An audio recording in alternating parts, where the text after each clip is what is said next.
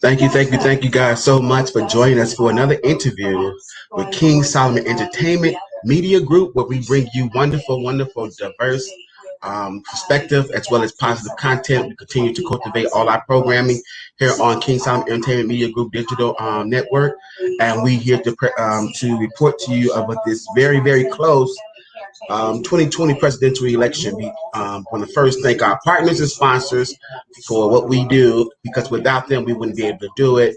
That's the Moreland Greenwood Foundation, Heart to Heart for You.org, Hill to Hill, as well as the USC Black Alumni Association.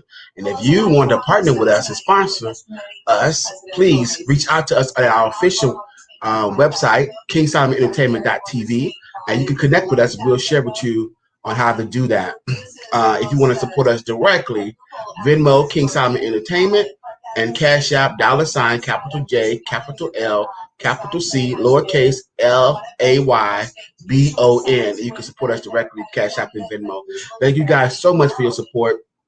The numbers are up. We want to take this time to really let you know the different sites that we're on and where you can connect with us, share this video as well as other videos, as well as like and comment on all our videos, as well as what platforms we on. We are on Twitter, capital K, lowercase ing, capital S, OLOMON, capital E, lowercase NT, capital C, lowercase O, the N symbol, capital M, EDIA, lowercase EDIA, capital G, lowercase ROUP, King Solomon Entertainment Company and Media Group on Twitter. Please connect with us. The numbers are up on Twitter. Please continue to subscribe, follow, and share on Twitter as well. On Facebook, we are King Solomon Entertainment Company. You can see our logo, and we are on there. So please share, and follow us on Facebook as well as Instagram, where it's KING _ SOLOMON _ ENT _ CO _ and you also, of course, on YouTube, subscribe to James Claiborne Videos, JAMESCLAYBON. So let's get into it. The road to 270, 2020 presidential election, very close. They anticipated this was going to happen when they calculated the margin and the trajectory of how the race would be won. They did declare early that it would not been a election night winning, that this would go on because of the way of the mail-in ballots have changed the game, which is my personal opinion was genius, because this would have been a train wreck if it was all done on November 3rd. This was election night. So a lot of people was able to vote early, but due to Michigan, Pennsylvania, as well as Wisconsin, this kind of delayed the process. So this is really a tight race. There was also anticipation on each camp putting apparatuses to what they call steal the campaign or do a lot of scrutiny. We'll talk about that as we go on as well.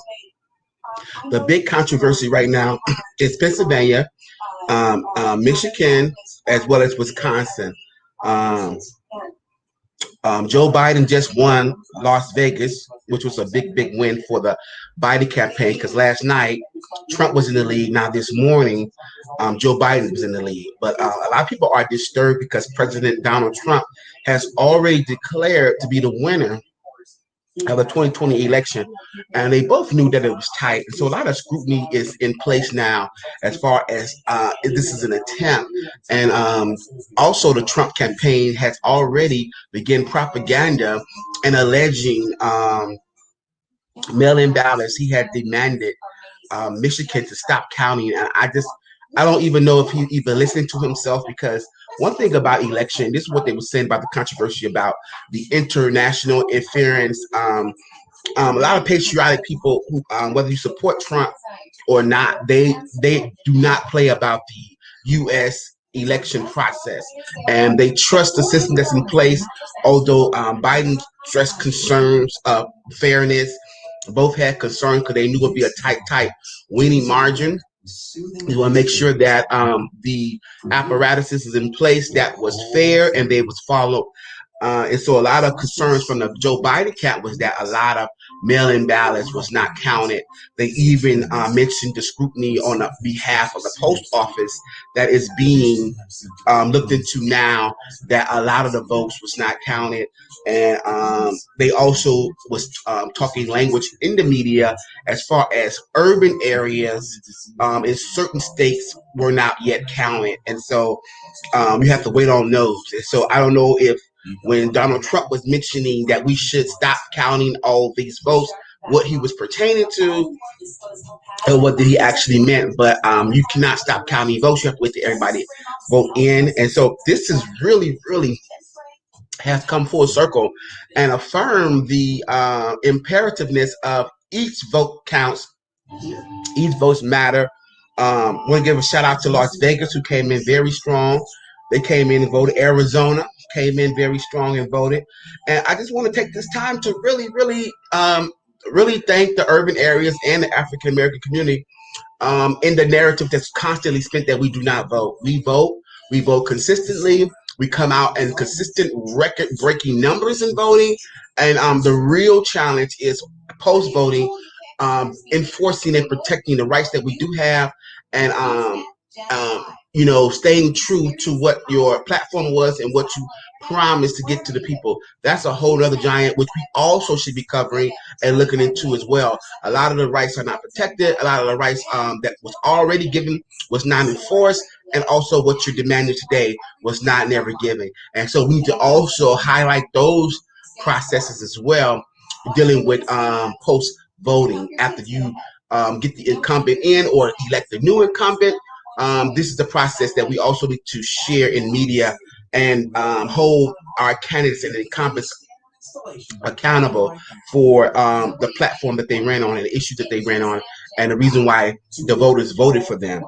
And so talking about voter suppression for a minute, I know the senator, representative, Congress representative, state representative James Clyburn mentioned that in South Carolina, they didn't have the option of mail-in ballots. There were not a lot of places they could go, so they had to do everything on election day. And so there is still a lot of voter suppression. As you report now in the local news, you see a lot of stuff now is coming to surface on how the states were treated during the election weeks to come. I know in California, we started October 15th, early mail-in all the way up to November 1st, October 31st. And then you can also go to the state-approved, federal-approved places to drop off with official ballot drop-off boxes were. And so a lot of states were very up on it and did a wonderful job at making this happen. But still, state to state, there's a lot of states down south are reporting voter suppression was really, really heavy. And so Pennsylvania also is a state to where they could not even begin to count the ballots until everybody had voted, which was election night, 9 o'clock their time in Pennsylvania. And Michigan is really tight. Wisconsin is really tight. Georgia also is one of them states that they're concerned about. That's really, really close. Again, he's saying count because a lot of middle class, a lot of the middle America, a lot of the mainstream votes was in, but a lot of the urban areas in Georgia were not. So again, I don't know who he pertaining to as far as when you say stop counting votes. You don't stop counting votes. Everybody vote is counted. Everybody vote needs to be in. And this is just the American way. This is the election. I mean, this is democracy. You can't stop democracy. So I don't know what he meant by that. But Wisconsin, they said if you win by more than 2% in Wisconsin, that's considered a landslide. So Wisconsin's really, really tight. But if they win below 2%, they're going to take it to court. They're going to question each vote. They're going to do a recount. And so it's really, really tight in Wisconsin. And so hopefully whoever win by more than 2%. If not, that's going to draw out the whole election process as well as declaring a victor in this matter. There's a 20,000 ballot difference, which is really, really, really tight as of this morning. 20,000. When you think about 20,000 and the significance of that and how close that is, you really, really begin to feel and know that every vote is important. Um, each vote needs to be counted. Each vote needs to be, really, really taken consideration that your vote matters and your vote counts. And especially if you are considered a swing state or a community that will push this election when dealing with who's running one or the other, you begin to really understand how significant your vote is. So don't ever underestimate the power of voting. Definitely get involved, get engaged with the voting process. Biden, as of now, as far as electoral college, is 237. Trump is, I believe, he's 212 or 210 at this point, and it's very, very, very tight, very close. Um, they also was talking about how declaring to be the president very early or too early is dangerous. And it's also, they use the term outrageous. So I don't know, but if you think about how this whole election, especially election night, has been reported, the Bloomberg News, the Bloomberg Radio pretty much was covering majority of it, and the word that they was using, they seemed kind of biased at times. And so all of these things, even with the Supreme Court appointments, and they're saying if it goes to Supreme Court, it might be different because they got new judges that sits on the Supreme Court. So when you begin to think about all this in hindsight, all this stuff is building up towards this to have things in place to ensure another attempt and continual chances of whoever is fighting to get the certain outcome that they're getting, that this will definitely put things in place to assure that it wouldn't be easy either way for either candidate. So this is very interesting. I think a lot of people are being engaged now in the political process, and that we begin to really take interest in our civic engagement, get involved, local government, get involved, national government, get involved, and make a difference, become a difference in your community. And as we continue to report on the 2020 presidential election and bring to you what's going on as far as, Joe Biden being at this point declared the apparent winner. And apparent means pretty much until they count up everything. So far he's ahead. Like I said, that margin is very low, but the electoral college is still in his favor, and he could also win the electoral college if he wins Michigan as well as I believe Georgia. But nevertheless, it's really tight. North Carolina also, Arizona is not done also as well, and so yeah, we just got to continue to stand by. Really tight, really interesting. This is really, really good stuff. So keep your fingers crossed. I just want to personally, from the Kingside Media Group, thank the urban areas, thank the African American community for voting and not continue to spin a narrative that we do not vote.